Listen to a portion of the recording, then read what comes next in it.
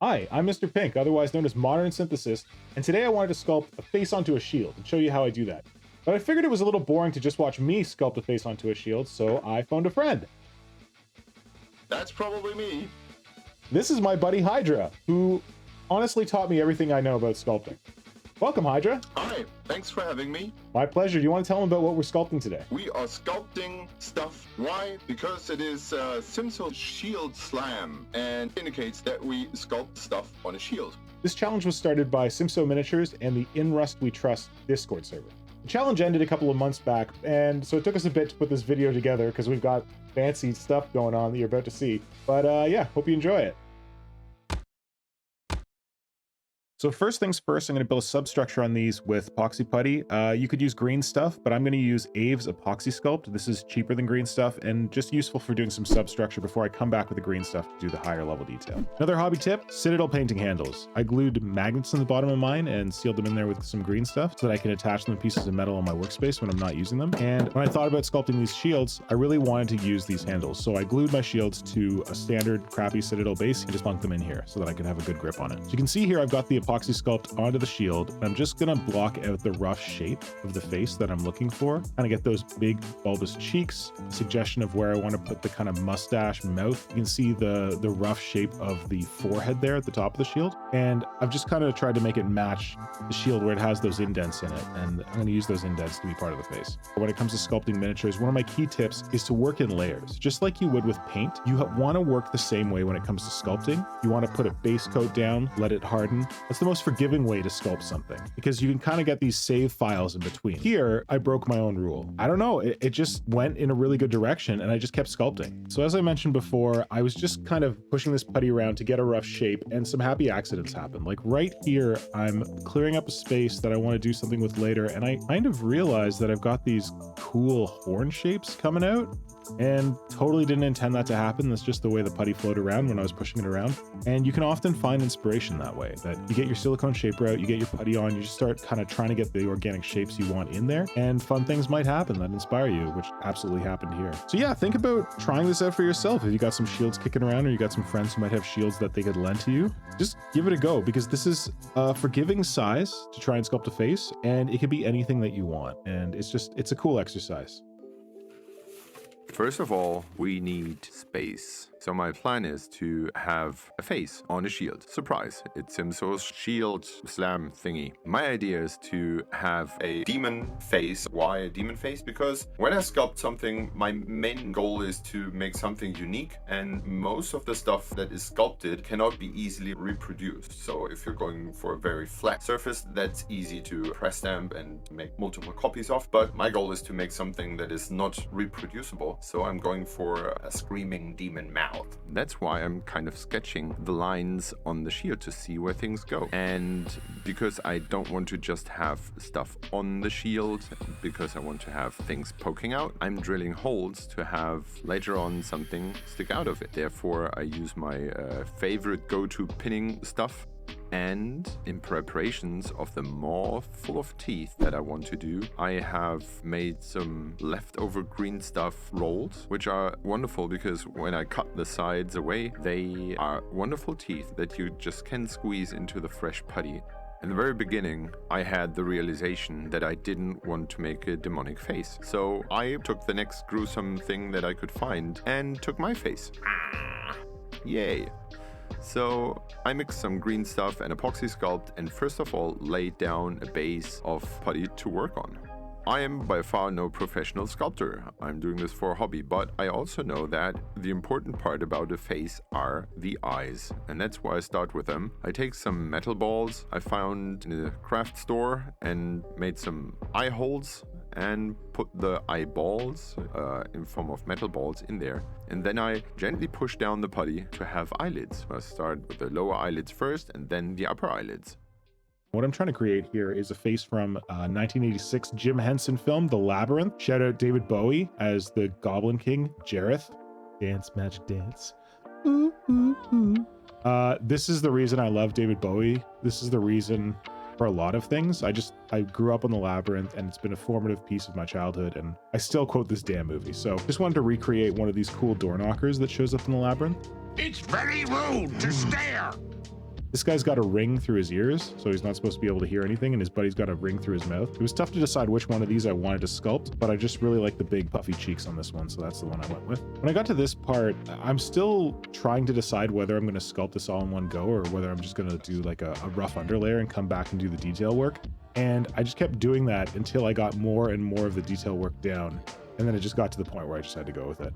I've gone from bulking in rough substructure to getting in things like nostrils and things that look like lips, more defined cheeks, and those weird horn things I got at the top. I think this was the tipping point where I decided that I was just going to sculpt this whole damn thing in one go. Hot hobby tip here, you can use anything as sculpting tools. Wait a minute, did you say anything? Anything! Anything? Yes, anything! These might not look like very much. These are actually the ends of little pens, but these are phenomenal stamps for stamping in circular shapes on this guy to start his eyes. I pulled these out of various pens over the years and I keep them in this tiny little container. If you want to keep your stamps better than I do, where don't have them in this little thing, you can easily attach these to the ends of like old busted paintbrushes, glue them in, add some epoxy sculpt so that they stay on. At this point, I've really gone over the deep end. I'm going in, I'm doing the fine detail. Speaking of improvised sculpting tools, I've got a sculpting tool here that was a gift from Hydra. It's some nails shoved in the end of a paintbrush, and that was good for getting the nostrils in there. Now I'm going in with my favorite spoon tool to better define the cheeks and kind of lift them up, and just better defining around the eyes. These eyes were a nightmare. I went in and redid them like 6 times. Even at the end, I wasn't completely satisfied with them, which is another real challenge of sculpting faces and why this is good practice. But don't be too hard on yourself. And quick break for Hydra's really cool initiative that he's doing right now to raise some money for some worthy causes. The Dark One, known as Hydra, has run an initiative since he was possessed by a dream of strange cities 3 years ago. You, enraptured viewer, can donate to charitable organizations such as UNICEF, Doctors Without Borders, UNHCR, and the Bale Project, and be rewarded with a resin copy of these eldritch icons that Hydra sculpted from the ether. Simply visit solstice28.blogspot.com, linked below to find out more. Sculpting a face, you go from the lowest to the highest part. So I have the eyes and the jawbones, and the next step are the eyebrows. I'm adding layers to make the face stick more and more out of the shield. And the eyebrows are very important because they define the look of the face. The nose is basically a big carrot that needs to be blended into the jawbones left and right, and finally is just poked in the nose holes with a needle. Giving the face 3 dimensions is important to me, and therefore I'm adding more and more layers. And this time, at this stage, I'm adding the face, and I'm adding the sinews on the side of the face, and the lips, the upper lip, and last of all the tongue, which I sculpt on my finger, having the line of the tongue and adding a metal tube to add some structure to it, to the tongue, because this is why I took the picture of myself, to have a reference how this would look in real life. There are different medieval depictions of a tongue stretched out, which I really enjoy, or better, a tongue stuck out, and yeah, this is what I'm aiming for here.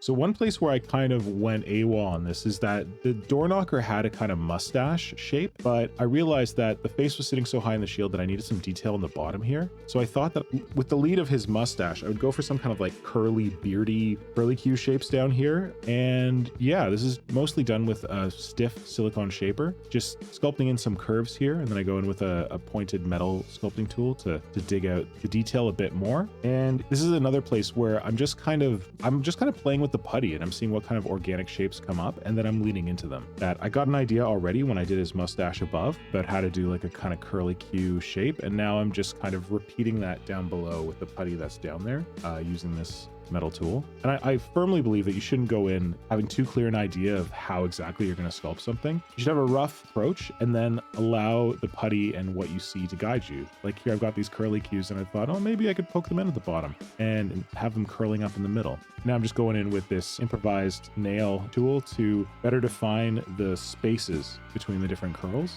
so that they don't look like they're mushed into one another. Yeah, just have fun. Like, see where the putty takes you, honestly. Have a rough idea of what you want want to do, get in there, start messing it around, and if it starts going in a different direction, just flow with it and see how it goes.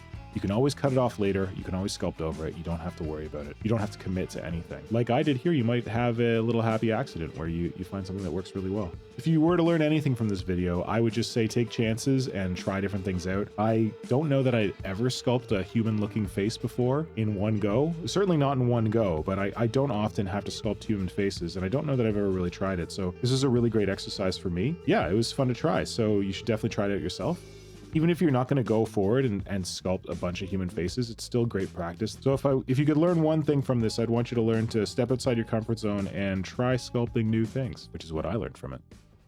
To give the face an extra oddness, I added a structure that is kind of inspired by mushrooms or Coral. that I have worked onto different pieces before, and it's basically wire covered in green stuff. Almost looks like an upside down horn, but I see it more as a chimney kind of thing. Maybe spores come out, therefore we have little holes on top of it. And I wanted the shield to have something very asymmetrical and reaching over the borders of the shield, and I wanted it to look like it's growing out of it. I'm not sure what material the face would be if I ever painted it, but this should be something organic. This is very quickly done. In addition to the asymmetrical feel that I want to have for the face, I have one eyebrow raised and the other one a little bit swollen down, and that makes it, I hope that it makes it more or increasingly asymmetric. Yeah, I add some little horns and some big horns or chimneys or mushrooms or whatever that is. When the putty was fresh, I had lots of smooth areas like the jawline or the eyebrows that didn't have much texture then, so I very gently stippled with a needle tool like little tiny dots in there, just add texture. This is something I also did on the nose, and it's great for painting because I always find it challenging to have large smooth surfaces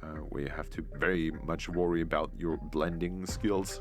What you cannot see here is I used some of those tiny teeth that I cut off earlier because I felt that next to the mushrooms over the left eye that there's an empty space and I wanted to have something there, so I placed a little mouth, some little teeth sticking out there. Yeah, so this is the face. This is the Simso Shield Slam face of sort of me. It was a great challenge, and it was also very fun to work almost human face again, and also do it very quickly because I was very short on time. But considering that I had one evening to work on it, I'm very happy with the result.